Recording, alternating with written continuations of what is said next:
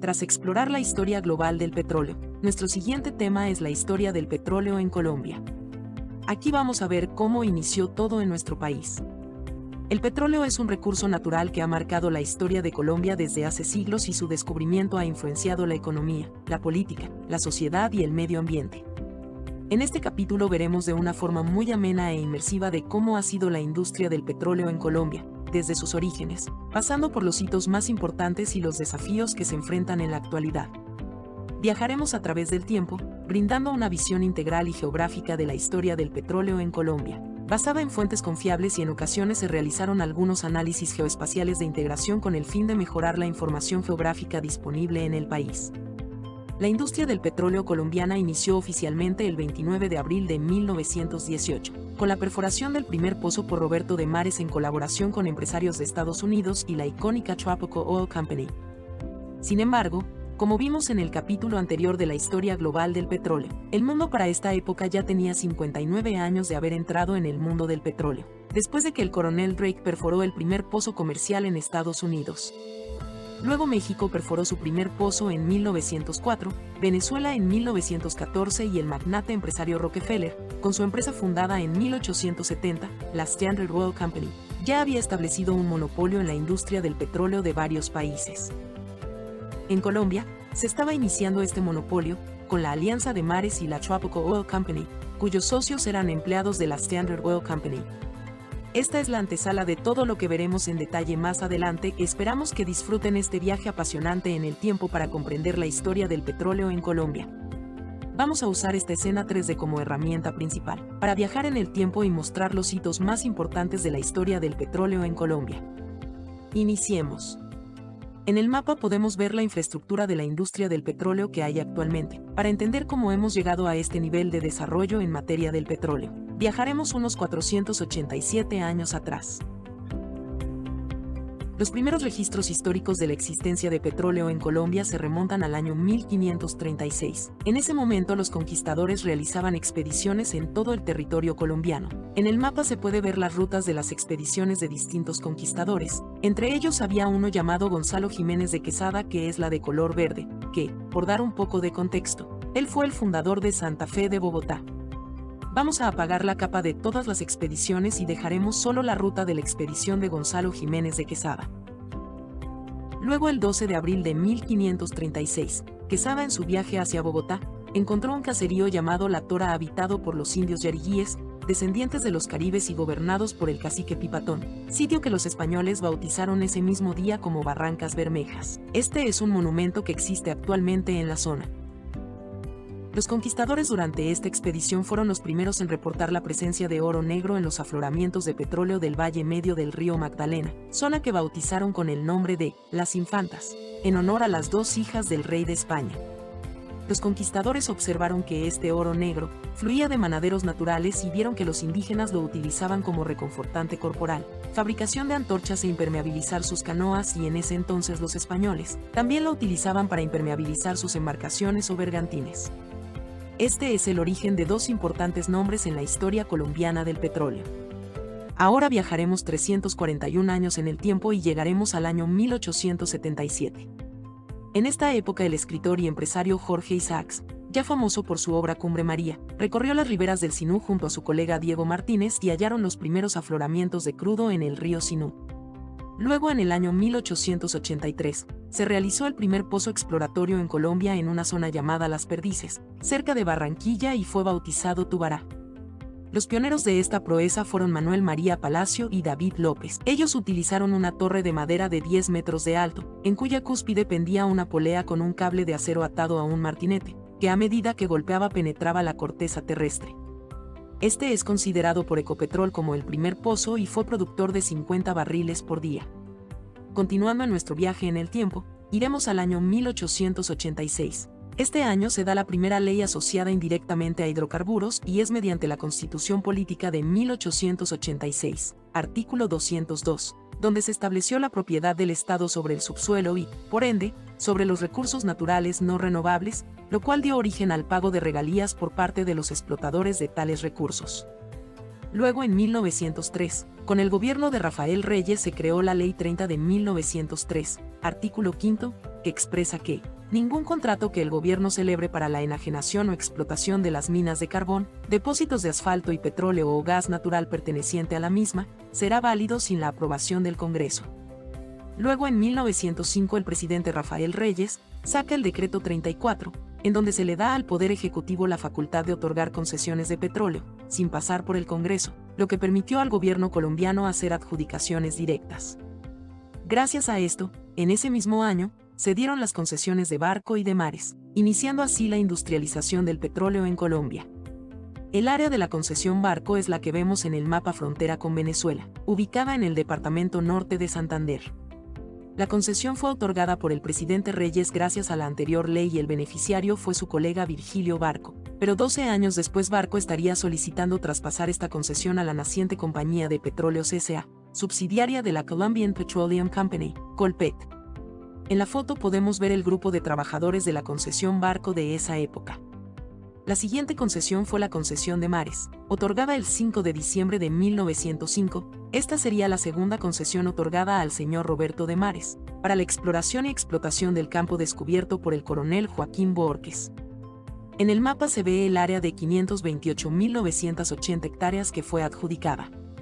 Cabe destacar que Roberto de Mares terminó sacando y engañando al coronel Joaquín Bohórquez, debido a que nunca fue incluido en la empresa conformada para explorar y producir los hidrocarburos que se pudieran encontrar en el área de la concesión y solo recibió una pensión vitalicia de $250 en 1939, que no alcanzó a disfrutar porque la vida se le acabó el 2 de marzo de 1945. En la foto se puede observar al señor Roberto de Mares, al coronel Joaquín Bohórquez y personal que estaba apoyando con la recolección de muestras. Finalmente, de Mares formó una empresa con Justo del Espriella y otras personas, pero en esta primera etapa no logró conseguir ningún yacimiento comercial, por lo que el gobierno la declaró caducada en 1909. Luego llegaba el gran día para Colombia, el 29 de abril de 1918, de Mares y unos expertos norteamericanos iniciaron la perforación del Pozo Infantas 1, pero debido a que el primer pozo presentó inconvenientes, comenzaron a perforar el Infantas 2, a 5 metros de este y a las 8:15 am brotó petróleo y al finalizar el día se habían recogido 42 barriles de crudo. Se podría decir que se había descubierto el campo Infantas, como lo bautizó Quesada 382 años antes. En las fotos se puede ver el monumento que hay hoy en día en el sitio de la perforación, con el balancín que usaron y una placa representativa del momento y adicionalmente una fotografía antigua original de la época en que estaba en producción. Luego el 11 de noviembre de 1918, cerca del Infantas 2 se volvería a perforar el Infantas y este tuvo una producción inicial de 1000 barriles por día, todo un récord para la época. Luego en el año de 1919, el gobierno colombiano para no indisponerse con los Estados Unidos, por lo que estaba por aprobarse la indemnización de unos $25 millones por Panamá, se precipitó al traspaso de la concesión caducada. El traspaso se firmó el 25 de agosto de 1919, en la Notaría Tercera de Bogotá y en representación del gobierno estaba el ministro de Obras Públicas, Camelo Arango, y Roberto de Mares, en su propio nombre y estaba como apoderado de Justo del Espriella y la compañía, que estaba en liquidación, y en representación de la Tropical Oil, estaba el abogado Marcelino Uribe Arango. De esta forma el gobierno colombiano y Roberto de Mares hicieron el traspaso a los norteamericanos de la concesión hasta 1951 y fue solo hasta 1922 que se inició la producción de la Tropical Oil Company, llamada también la Troco. En ese mismo año, bajo el gobierno de Marcos Fidel Suárez, se decretó la Ley 120, la cual estableció la regulación y explotación de los yacimientos petrolíferos en el país. La Ley 120 mejoraría las bases legales para el desarrollo de la industria del petróleo en Colombia, permitiendo la atracción de inversiones extranjeras en el sector, lo que contribuyó al crecimiento económico del país. En 1920, la Tropical Oil Company vende la mayoría de sus acciones a la Standard Oil of New Jersey, dueña del magnate Rockefeller y hoy en día llamada ExxonMobil, y adicionalmente en este año, se inició la construcción de la refinería de Barrancabermeja, pero debido a las dificultades para transportar materiales y equipos por el río Magdalena con destino a la refinería en construcción, la Troco solicitó al presidente Marcos Fidel Castro la ampliación del plazo a 2 años para ponerla en marcha. El gobierno no solo aprobó lo solicitado por la compañía, sino que fijó la fecha del 25 de agosto de 1921 como nuevo punto de inicio de la concesión de mares con fecha de reversión 30 años después.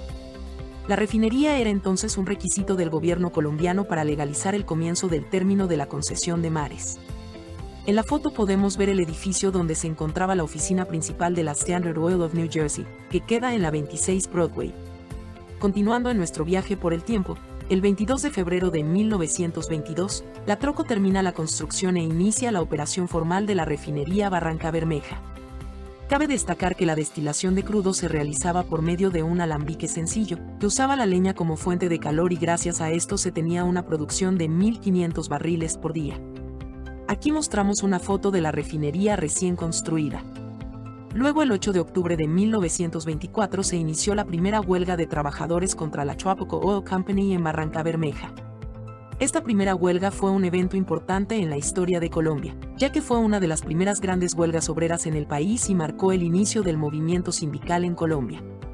En la foto se pueden ver trabajadores de la Troco durante la operación de un pozo y la siguiente fotografía del 1928, en donde se observa un día típico de pago.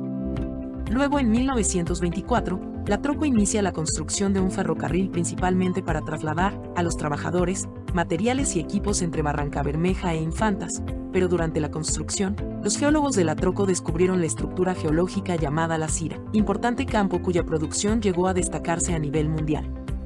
La compañía suspendió los trabajos del ferrocarril en el lugar donde hoy se encuentra localizada la población de El Centro. En la foto se puede observar la llegada de los trabajadores a la refinería en el ferrocarril construido en 1923 y adicionalmente una foto de uno de los taladros que se usaron en la perforación de los pozos de La Cira. Gracias a este descubrimiento, por su magnitud e importancia, se determinó que las operaciones de producción se trasladaran de Infantas al área de El Centro. Así, nuevas construcciones, campamentos, hospitales y el ferrocarril se construirían y concentrarían en El Centro, en donde adicionalmente se construyeron talleres de mecánica, fundición, carpintería y viviendas para directivos, empleados y obreros. En la foto se puede observar cómo se empezó a desarrollar dicha población. Luego de trasladar las operaciones al centro, es a partir de allí que el campo se pasa a llamar La Cira Infantas, gracias a la unión en operaciones de estos dos importantes campos. La Cira fue reconocido mundialmente como un importante yacimiento. En el mapa se ve el área que tiene el campo La Cira Infantas. Luego, en el año 1925, culmina la construcción del primer oleoducto de Colombia, el cual conectaba El Centro y Barrancabermeja con Mamonal, cerca de Cartagena. Fue construido por la Indian National Corporation. Se trataba de una línea de 586 kilómetros y 10 estaciones de bombeo que permitió trasladar los hidrocarburos producidos desde La Cira Infantas hasta la planta Mamonal. En el mapa se ve la ruta del oleoducto desde El Centro, la refinería de Barrancabermeja y la planta Mamonal, que hoy en día es operada por Cotecmar.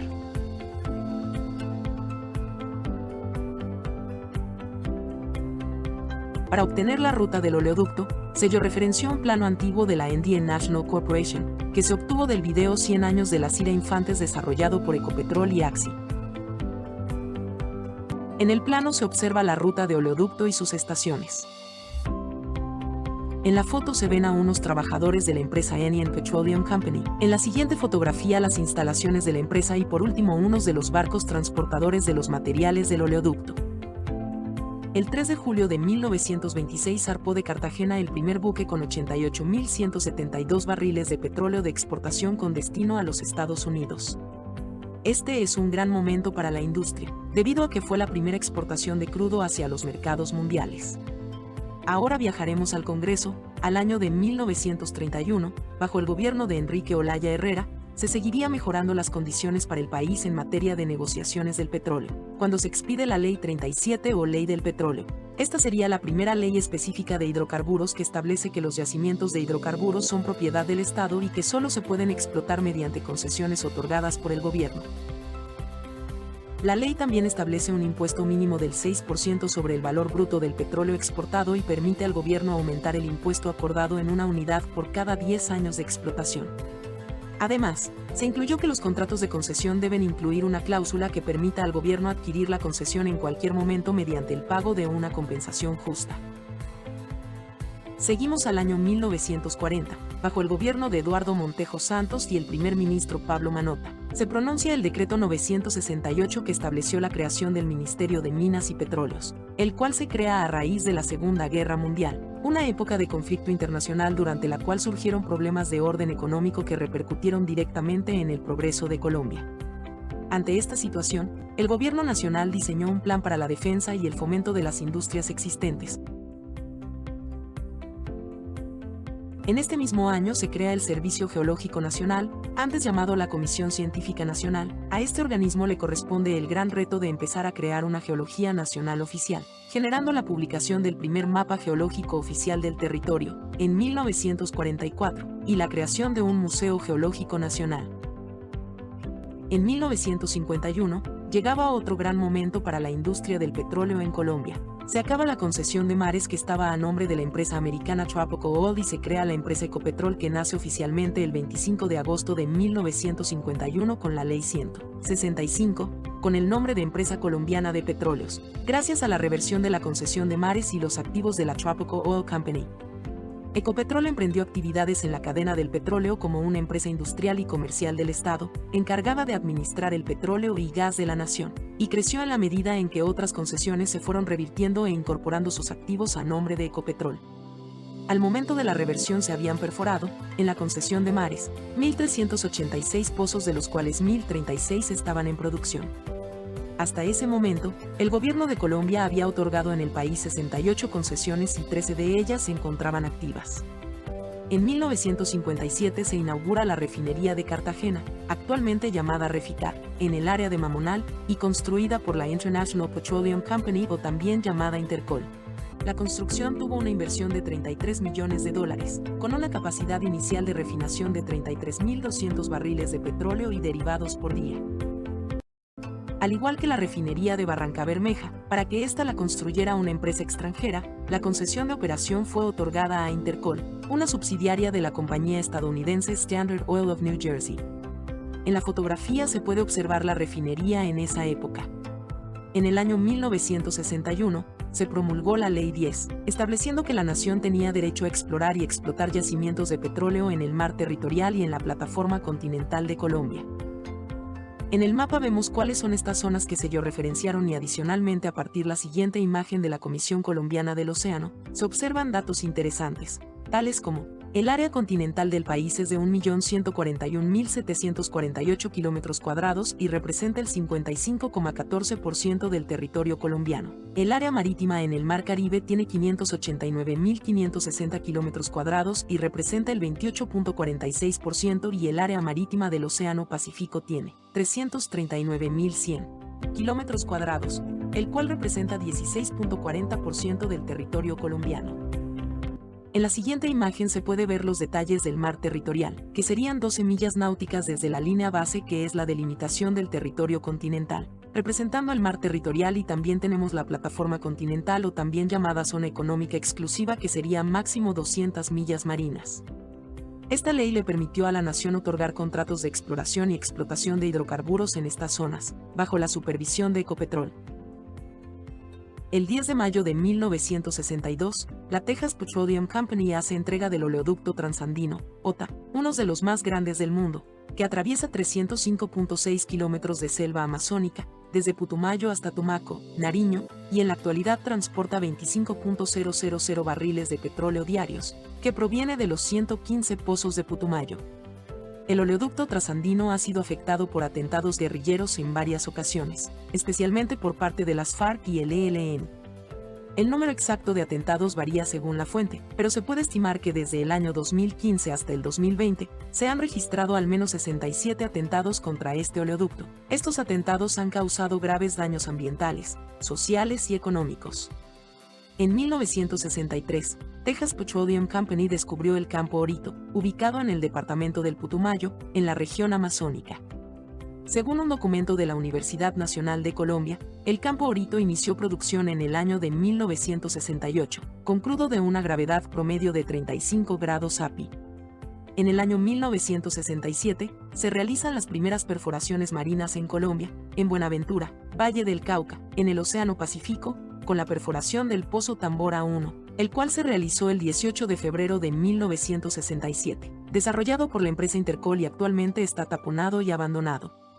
En el año 1969, Chevron descubre el campo de petróleo llamado Castilla, ubicado en el municipio Castilla la Nueva, en el departamento del Meta. El campo Castilla tiene una extensión de 18.000 hectáreas y está dividido en 4 bloques: Castilla Norte, Castilla Sur, Castilla Este y Castilla Oeste. Cada bloque tiene una serie de pozos perforados y equipados para la extracción de crudo. El crudo producido en el campo Castilla es de tipo pesado, con una gravedad API de 13,5 grados. En 1969, bajo el gobierno de Carlos Lleras Restrepo, se da la promulgación de la Ley 20 que sirve de base para contratos de asociación, que es el mecanismo legal para que el gobierno pueda asociarse con empresas privadas para la exploración y explotación de minerales. En el año 1974, se promulgó el Decreto Legislativo 2310. Este decreto abolió el régimen de concesión en materia de hidrocarburos en Colombia y dio a Ecopetrol la responsabilidad de ejecutar la exploración y explotación en el territorio nacional. El decreto también facultó a Ecopetrol para celebrar contratos de asociación, operación, servicios o de cualquier otra naturaleza con particulares nacionales o extranjeros, personas naturales o jurídicas. Para llevar a cabo dichas actividades, también modificó las regalías que debían pagar los explotadores de hidrocarburos al Estado y a las entidades territoriales, estableciendo un régimen tributario especial para la industria del petróleo. Luego, en ese mismo año, Ecopetrol adquirió la refinería de Cartagena por $35 millones. La capacidad de refinación de la refinería en ese momento era de 42.000 barriles por día y después se amplió a 70.700 barriles por día. En 1981, Ecopetrol descubre el campo Apiay, que en la actualidad, según lo reportado en la página de Ecopetrol, tiene unas reservas de 215 millones de barriles. En el año 1982, la empresa Provincia Petroleum Co. hace el primer pozo llamado Rubiales 1, descubriendo el campo Rubiales, pero debido a los problemas de orden público, la explotación no prosperó hasta el 2002. En este año, el dueño de Avianca se asoció con el grupo Elliott mediante la compañía Mara Petroleum y se reinició la explotación del gran gigante petrolífero. Actualmente se han perforado 2.011 pozos en el campo Rubiales. El 20 de junio de 1983, Occidental completa el pozo Caño Limón 1 y se da el descubrimiento del yacimiento Caño Limón. Occidental perfora 73 pozos en Caño Limón. El campo es propiedad conjunta de la empresa colombiana Ecopetrol y la empresa estadounidense Occidental Petroleum. A finales del 2022 se habían perforado 673 pozos, destacando que los activos de Occidental pasaron en la actualidad a Sierra Call Energy. En el mapa se puede ver área de Caño Limón y una de las estaciones de recolección y almacenamiento de crudo. En el año 1986 se inaugura el oleoducto Caño Limón-Coveñas. Este oleoducto conecta el campo de Caño Limón en el departamento de Arauca con el puerto de Coveñas en el departamento de Sucre. Fue construido en 1986 por la empresa estadounidense Occidental Petroleum y desde 2011 es operado por la empresa colombiana Ecopetrol. Tiene una capacidad de transportar 220.000 barriles de crudo por día y recorre 771 kilómetros a través de 33 municipios. El oleoducto ha sido blanco de numerosos atentados por parte de grupos armados ilegales, especialmente la guerrilla del Ejército de Liberación Nacional, ELN, que lo considera un símbolo del extractivismo y imperialismo. Según Ecopetrol, entre 1986 y 2018 se registraron 1.548 ataques al oleoducto, que causaron graves daños ambientales, sociales y económicos.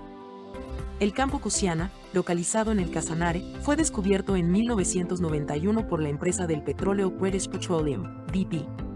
La producción comercial del campo inició en 1994, es un yacimiento que produce principalmente gas natural, pero también produce petróleo liviano de excelente calidad. El día que se inició la producción del campo, la alta dirección de Ecopetrol fue invitada a presenciar el momento histórico, pero antes de su viaje vivieron momentos críticos. Al despegar el avión privado, la puerta se abrió, golpeando el fuselaje. El presidente de Ecopetrol, Andrés Restrepo, y un escolta lograron atarla con un cinturón y lograron aterrizar sanos y salvos. Posteriormente, a bordo de otro avión, los directivos finalmente pudieron llegar al Casanare. Finalmente, se logró dar inicio a la producción de Cusiana. Ese día un gran flujo de petróleo hizo temblar la tierra, seguido de una inmensa nube de gas en llamas, marcando un hito mundial en la industria del petróleo. Ahora nos trasladaremos un año en el tiempo, exactamente al 7 de julio de 1992, cuando inicia operaciones el Oleoducto de Colombia, ODC. Este oleoducto se construyó a través de una sociedad que se creó en 1989, entre Ecopetrol, OCOL, ESO, BP Colombia, Las Mool Colombia, El Facuta Ine Colombia, Total Exploratie Productie Mats Chapig BV y EYE Colombia. ODC tiene un sistema de oleoductos entre Vasconia, Caucasia y Coveñas para el transporte de petróleo crudo, tiene 483 kilómetros, cruza 20 municipios. En 1992, se crea la Unidad de Planeación Minero-Energética, también conocida como la UPMI. Aunque es una entidad dependiente del Ministerio, su labor es independiente y objetiva en la planificación y coordinación del desarrollo sostenible de los sectores: energía eléctrica, minería, hidrocarburos, eficiencia energética, energías renovables e infraestructura energética de la nación. En el último trimestre de 1992, cuando aún se discutía el verdadero potencial de Cusiana, a 15 kilómetros de allí, la BP y Ecopetrol descubrieron el yacimiento de Cupiagua. Se dice que Caño Limón, Cusiana y Cupiagua fueron los yacimientos que rescataron a Colombia de una crisis económica y la convirtieron en país exportador de petróleo. En el mapa se ve el pozo Cupiagua 1 y los pozos que han sido perforados en la actualidad en el municipio de Agua Azul, en el departamento de Casanare. Las reservas estimadas del yacimiento son de 510 millones de barriles de petróleo. El yacimiento es declarado comercial en 1994 y comienza la producción en 1995. En 1993, bajo la presidencia de César Gaviria, se promulgó la Ley 80, por medio del cual se estableció un régimen especial para la inversión extranjera en Colombia, incluyendo la exploración y producción de hidrocarburos. La ley introdujo una serie de cambios innovadores que mejoran la eficiencia, la transparencia y la equidad en los procesos de contratación. Estos cambios han contribuido a mejorar la calidad de los servicios públicos y de las obras públicas en Colombia. Luego el yacimiento Chichimene fue descubierto por la empresa estatal colombiana Ecopetrol en 1993. Localizado en la región de los Llanos Orientales de Colombia, específicamente en los departamentos de Meta y Casanare. Ha representado una fuente importante de producción de petróleo crudo, lo que ha impulsado la economía del país y ha contribuido a su sector energético. Luego, el 14 de diciembre de 1994 nace la empresa Oleoducto Central S.A., o también llamado OCENSA, como una empresa de economía mixta, capitales públicos y privados, que se creó con la participación de Ecopetrol, Triton Colombia Inc., Papay Colombia Pipeline Ltda., Choro Pipeline Colombia S.A., APL Enterprises Inc. y TCPL Limitada. A partir de este momento el reto fue construir un oleoducto que transportará el crudo desde el Casanare hasta el puerto de Coveñas, en el Golfo de Morrosquillo, Sucre. Y luego 4 años más tarde, en 1998, entra en operación el oleoducto de Ocensa. 3 años le tomó a Ocensa desarrollar un oleoducto subterráneo de 836 kilómetros que pasa por 6 departamentos, 45 municipios y 366 veredas, que conectó por medio de un tubo los llanos con el Caribe para terminar con un oleoducto submarino de 12 kilómetros. Este es el único oleoducto de uso público en Colombia. En el año 2003, se divide Ecopetrol y por medio del decreto 1760 nace la Agencia Nacional de Hidrocarburos ANH, Asociación Nacional de Hidrocarburos, organismo del Estado encargado de regular, promover y supervisar la industria de hidrocarburos en Colombia para beneficio económico y energético por medio de las rondas. Licitaciones para ofertar los campos colombianos a nivel internacional para su exploración y producción. En 2007, Petrorubiales adquirió Mara Petroleum y en febrero de 2008, nació Pacific Robios con la fusión de Pacific Stratus Energy y Petrorubiales. Esta empresa no tardó en convertirse en la empresa privada del petróleo más grande de Colombia. El nombre de Pacific Robios se hizo habitual en la publicidad de los grandes eventos, patrocinadora de la selección colombiana de fútbol y de conciertos de famosos cantantes internacionales, y tuvo un rol importante en la celebración de los 30 años de la revista Semana. Luego en ese mismo año fue descubierto el campo Quifa. Este es un campo petrolero ubicado en la región de los Llanos Orientales de Colombia, en el departamento del Meta. Fue descubierto en 2008 por la empresa estatal colombiana Ecopetrol y la empresa canadiense Pacific Robios Energy, ahora conocida como Frontier Energy.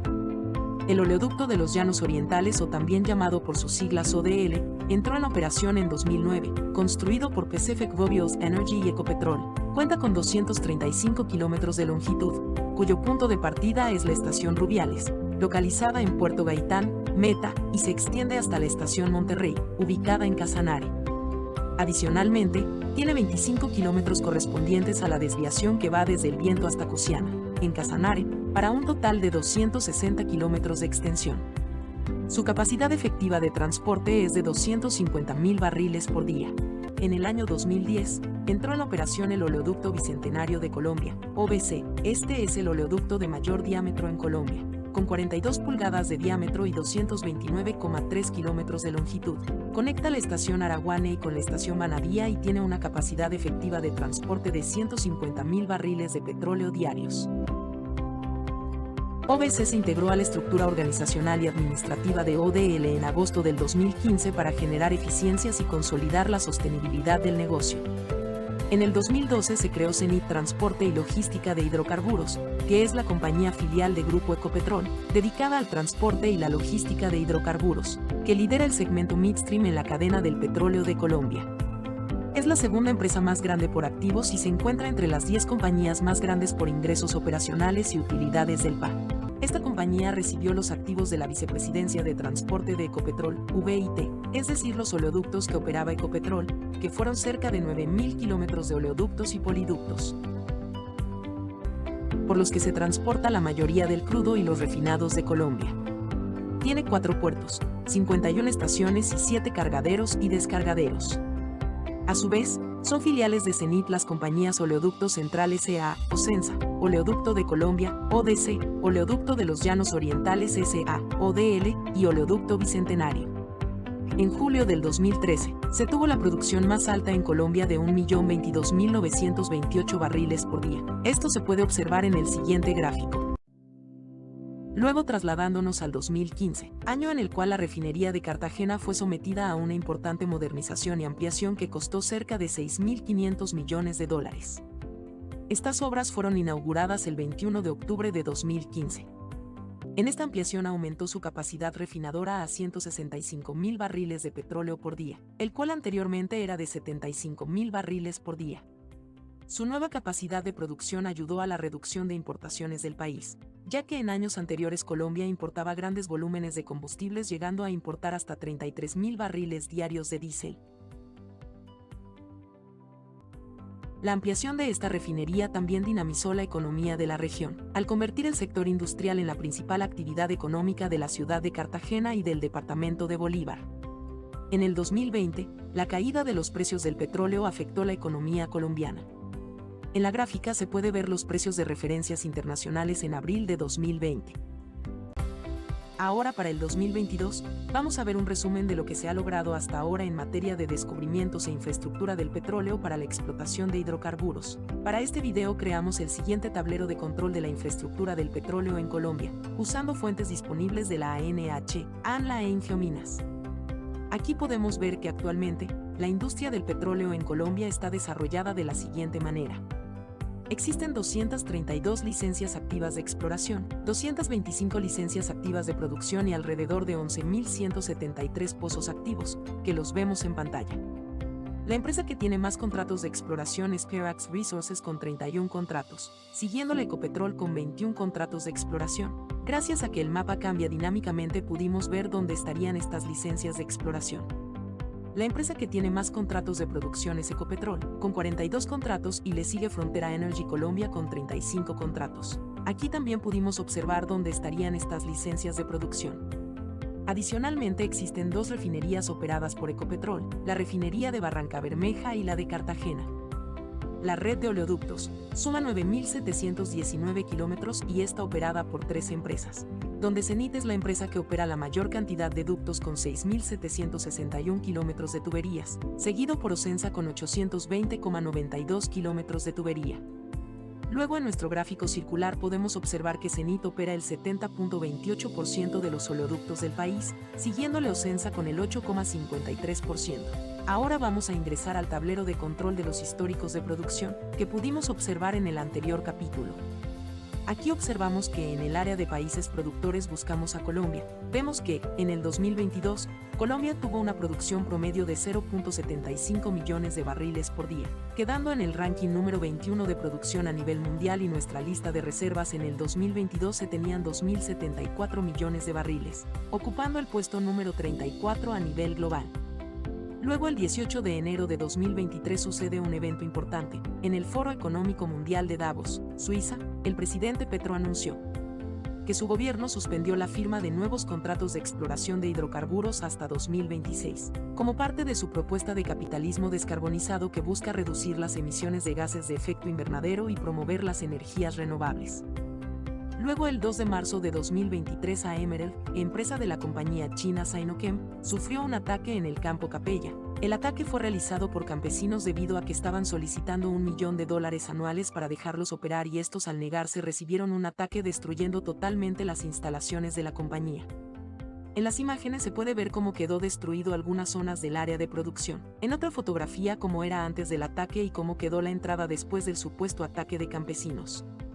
El campo Capella producía la mitad de la producción de Emerald en Colombia y está ubicado en la vereda Los Pozos, zona rural de San Vicente del Caguán, Caquetá. Emerald finalmente suspende operaciones en el campo Capella y en la actualidad no ha tomado la decisión de irse o no de Colombia. El 21 de junio de 2023, el gobierno anunció por medio de la ANH que reactivará exploración del petróleo de los contratos existentes con millonario monto, designado a ayudar a las empresas energéticas afectadas por el orden público y así activar 21 contratos de petróleo y gas suspendidos. La iniciativa contempla un apoyo económico de $39 millones, destinada a resolver problemas de inseguridad y relaciones comunitarias. La ANH dijo que ha identificado a las empresas como Geopark, GPRKN, Gran Tierra Energy GTE, TO, Sierra Col Energy, Ecopetrol y Emerald como posibles beneficiarios de su estrategia territorial de hidrocarburos. Finalmente hemos llegado a nuestro último hito de la historia del petróleo. El oleoducto Caño Limón-Coveñas ha tenido 9 ataques en el 2023 y ha sufrido más de 1.500 atentados terroristas en 33 años. El último se produjo el 18 de agosto de 2023, cuando una explosión provocó la rotura del tubo y el derrame de petróleo en el río Cúlaga, en la vereda San José de Pedregal, en el municipio Toledo, norte de Santander. El hecho fue rechazado por Ecopetrol y CENIT, que activaron un plan de emergencia y contingencia para contener la fuga y reparar el daño. Las autoridades iniciaron una investigación para identificar a los responsables del ataque, que se presume fueron integrantes del ELN. Finalmente, les invitamos a ver este video de Ecopetrol sobre los 100 años de haber descubierto las Cira Infantas, el cual provee un resumen de lo que hemos visto en este capítulo.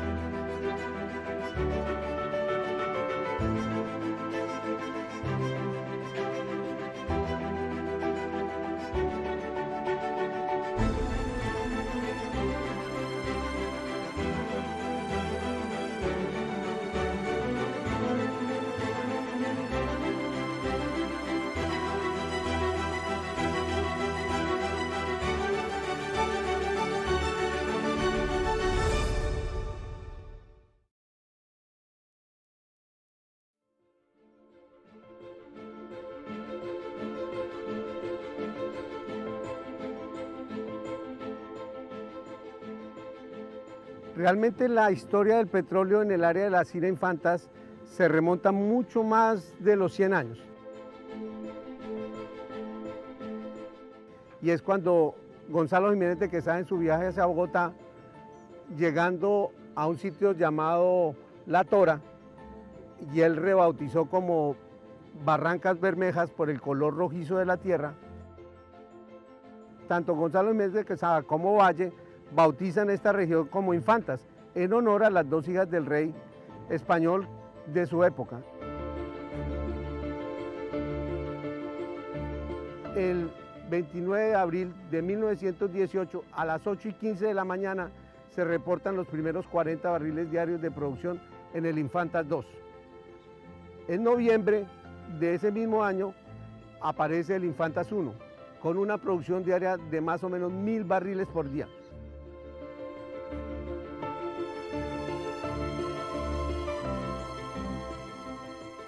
Inicialmente el gobierno nacional otorga la concesión a Roberto de Mares, la negocia con una empresa Standard Oil Company y posteriormente se forma la Tropical Oil Company. y finalmente la concesión revierte y es cuando se forma Ecopetrol en 1951.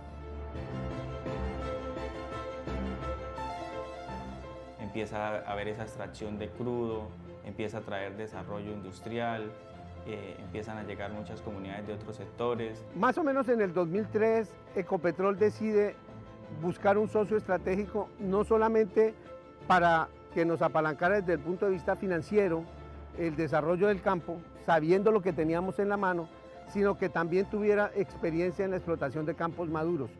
Finalmente, después de muchas negociaciones, Oxy es la seleccionada para que firmemos un contrato de colaboración empresarial en el cual Oxy desempeña el rol de ejecutor, o sea, el que hace la inversión y la construcción del desarrollo, y Ecopetrol es el operador. Es una apuesta fundamental de dos compañías que trabajan muy bien juntas, Occidental y Ecopetrol, que son socios desde hace muchísimos años. En Occidental nosotros vemos una compañía que se ha comprometido con el país, que ha hecho grandes inversiones y sobre todo le ha apostado al desarrollo del talento humano. Este proyecto se inicia mediante la implementación de dos proyectos pilotos en áreas seleccionadas en conjunto mediante las dos compañías, y fue así como arrancó el redesarrollo del campo Las Cira Infantas en el año 2006. Y en este contexto, Las Cira Infantas, donde inicialmente arrancó la industria, pues ha sido un ejemplo constante de aplicación de tecnología, de aplicación de buenas prácticas, de trabajar con seguridad, de cuidado con el medio ambiente. Un campo que tiene 100 años, que en su momento alcanzó un pico de producción de más de 60.000 barriles y que hace apenas una década producía 4 o 5.000 barriles, hoy está en camino para convertirse en un campo que supere los 50.000 barriles de producción. Es un campo con muchísima historia, es un campo que nos ha enseñado mucho, es un campo que tiene todavía muchísimo por dar. Una de las mayores fortalezas de Occidental a nivel mundial es el desarrollo de campos maduros mediante la implementación de tecnología de punta, proyectos de inyección de agua, inyección de CO2, inyección continua de vapor. Esta tecnología trae como resultado el mejoramiento del factor de recobro en el campo y el incremento, obviamente, de la producción. Entender la posibilidad de inyectar agua de manera selectiva, en qué formaciones y en qué volúmenes y en qué presiones tengo que trabajar. Y eso en últimas pues ha podido hacer que desde el punto de vista del desarrollo del campo, de la perforación, de los mantenimientos de los pozos, de toda el área no solo de subsuelo sino de superficie, podamos manejar adecuadamente los fluidos, el crudo, el agua, y todos los fluidos se manejen de manera adecuada, óptima y con respeto al medio ambiente.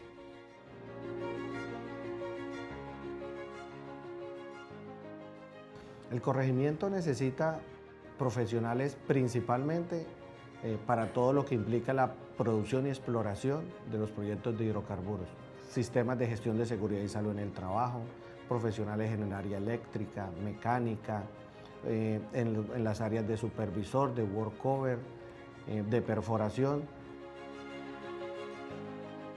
Tenemos alrededor de 2.729 ocupaciones de trabajo, de las cuales 2.367 corresponden a residentes de aquí, del área de influencia.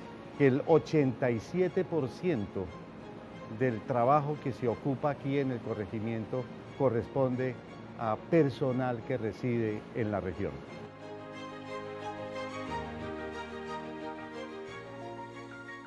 Considero que el logro más importante que hemos alcanzado en Las Cira Infantas en temas de seguridad industrial es el fortalecimiento de la cultura de seguridad industrial en el área. Tenemos el 100% de los pozos existentes hoy en día con cerramientos de seguridad.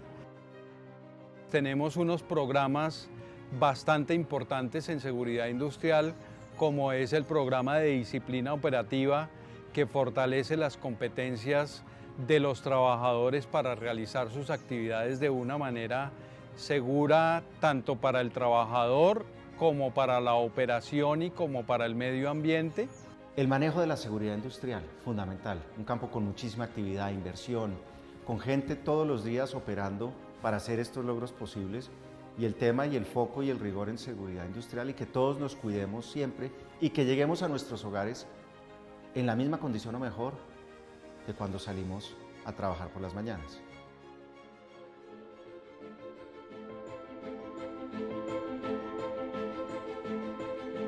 La operación de la CIRA Infantas para el manejo ambiental del campo hace acciones, por ejemplo, el cero vertimientos. Tenemos 0 sanciones ambientales durante el desarrollo del proyecto. Podemos citar el aprovechamiento del gas que se genera para autogeneración y los excedentes para uso domiciliario. Se han presentado unas propuestas que han salido de la misma comunidad o de la concertación con el proyecto La CIRA Infanta, y de ahí se han plasmado unas propuestas de desarrollo para el corregimiento. Esas instancias pues se acordaron y empezamos a trabajar porque hay unos subtemas.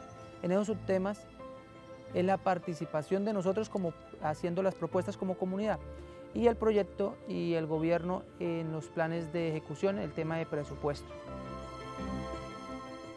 Sin duda, el tema del diálogo, el tema de la conversación, el tema de la concertación, el tema de la discusión propositiva alrededor de los problemas nos hace pensar que en la medida que nosotros podamos tener una convivencia entre las comunidades y el proyecto, podemos pensar tener un escenario de paz y un escenario de cordialidad frente a una comunidad que necesita desarrollarse y un proyecto que necesita crecer.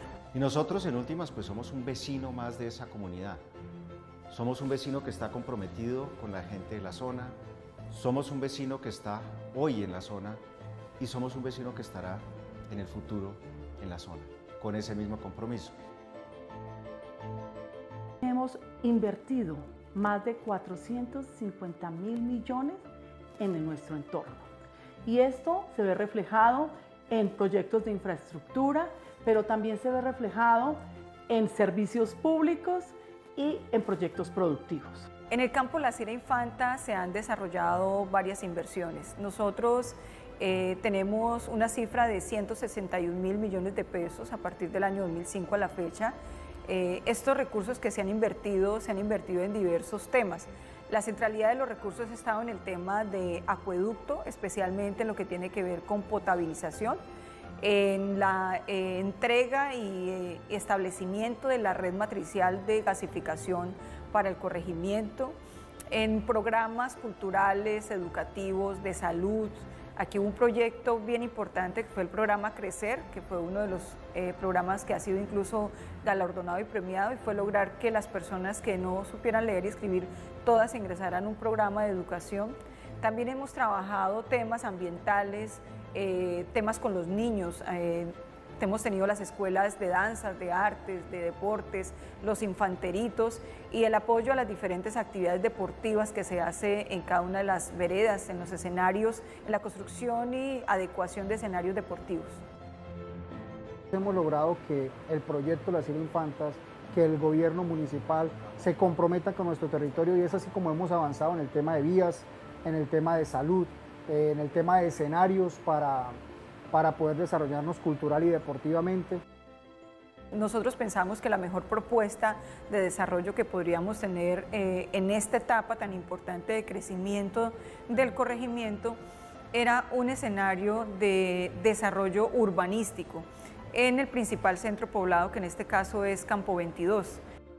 Nosotros aquí en el corregimiento del centro no teníamos un lugar específico para nosotros realizar nuestras actividades culturales o deportivas o de recreación.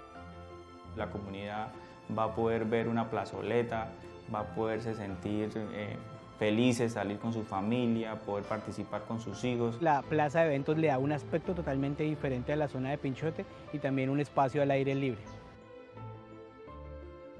El Museo del Petróleo es un punto insignia para la gente del corregimiento. La idea es que allá vayan, lo visiten personas de Barranca Bermeja, que lo visiten los niños. Eso da un impacto para, digamos, recuperar parte de la identidad del corregimiento. Entonces el museo es ese ícono que nos recuerda que somos parte de la historia económica del país, que somos parte de la historia de construcción de la industria petrolera. Con relación a la biblioteca, pues era también una necesidad, también es una propuesta que salió del espacio de las instancias de cultura y familia, recreación y deporte. Una biblioteca es un escenario propicio para que los niños, los jóvenes, los adultos lleguen a leer, a formarse, a soñar. Pero también lo que queremos allí es, en compañía de la Universidad Industrial de Santander, desarrollar programas preuniversitarios que le permitan el acceso a la educación superior a los jóvenes del corregimiento del centro.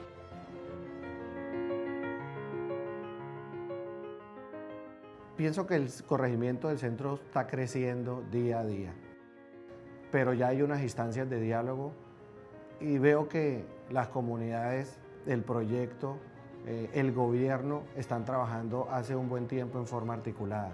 Conociendo la historia de los 100 años que hoy se cumplen, hoy esta nueva oportunidad que tenemos solo se podrá lograr en la medida en que exista inclusión, transparencia, instancias de diálogo con las comunidades. En el centro hay grandes posibilidades y Ecopetrol quiere convertir esas posibilidades en barriles que le den crecimiento a la región, a la empresa y al país. El petróleo tiene un futuro impresionante, que seguimos adelante y que muchas de estas generaciones que han recorrido en el campo Las Infantas estos 100 años de trabajo han construido sus logros, sus familias y sus sueños a raíz de la industria petrolera.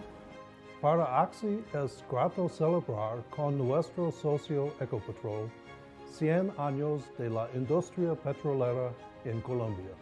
La Sierra Infantas es una muestra de que la industria petrolera puede operar con altos estándares y generar desarrollo sostenible cuando hay prácticas rigurosas de responsabilidad social. En Ecopetrol y Oxy nos hemos esforzado para mantener esas prácticas de modo que seamos los mejores socios, empleadores y vecinos. La esperanza es poder alcanzar la mayor producción que se tuvo en este campo cuando estaba en producción primaria. Y lo hacemos con tecnología, lo hacemos con conocimiento y lo hacemos con nuestra gente. Mi sueño es que al menos mi nieto esté aquí contándoles a ustedes cómo fue el segundo siglo de la Cira. Hacia adelante, tenemos que seguir cuidando lo que tenemos hoy en día, tratar de producir más de los campos, siempre de manera segura y de manera responsable con el medio ambiente y con el entorno. Pero también tenemos que buscar algunas otras fuentes. Y en particular nosotros en Ecopetrol estamos mirando la costa afuera, estamos apostándole a los no convencionales también, algunos de ellos en la zona de Barranca Bermeja. Pero definitivamente pues pensar en estos primeros 100 años, importancia para el país, relevancia desde el punto de vista de lo que la industria le ha dado y de alguna manera nos permite pensar que si bien nos tenemos que transformar y desde ya darle la bienvenida a fuentes diferentes de energía, hacer todas las transiciones de manera ordenada y pensar siempre en el beneficio del país, en la protección de la compañía y en últimas, que le sigamos aportando a todos los colombianos.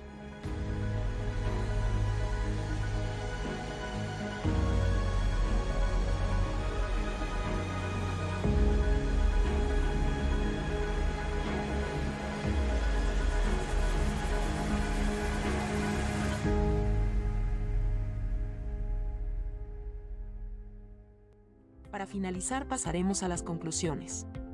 En este capítulo, pudimos explorar la fascinante y controvertida historia del petróleo en Colombia, desde la época de la conquista hasta el presente y en resumen vimos los siguientes aspectos. Emprendedores visionarios. En este punto observamos los primeros emprendedores en el sector, como Jorge Isaac, Manuel María Palacio y David López.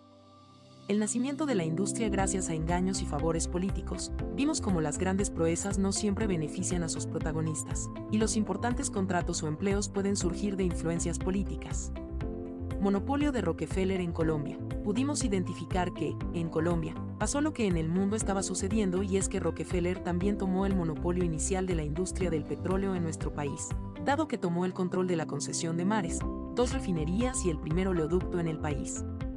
Estrategia gubernamental y desarrollo mutuo. Examinamos la estrategia común del gobierno colombiano de otorgar concesiones a las empresas extranjeras, cambio de explotar recursos, pagar impuestos y contribuir al desarrollo de la infraestructura, y vimos cómo la reversión al Estado al finalizar la concesión permitió un desarrollo de la industria con beneficios mutuos. Regulaciones para equidad. Reconocimos las regulaciones gubernamentales a lo largo de la historia para mejorar las condiciones de las concesiones y garantizar una distribución equitativa de las ganancias. Resiliencia y desarrollo de la industria. A pesar de los desafíos y ataques contra la industria del petróleo en Colombia ha demostrado resiliencia y un gran desarrollo, en comparación con otros países de la región. Y por último, el impacto de nuevas políticas. Consideramos el impacto de las nuevas políticas gubernamentales en seguridad pública y petróleo. Han contribuido a una desaceleración en el crecimiento de la industria del petróleo. Pero en esta materia hay mucha tela por cortar y cualquier cosa puede pasar más adelante. En conjunto, estas conclusiones destacan la complejidad y la importancia de la historia del petróleo en Colombia, marcada por hitos significativos y desafíos persistentes. Esperamos que esta información acerca del país en materia del petróleo haya sido de su agrado y sirva de base para sus actividades dentro de la empresa del petróleo donde laboran actualmente.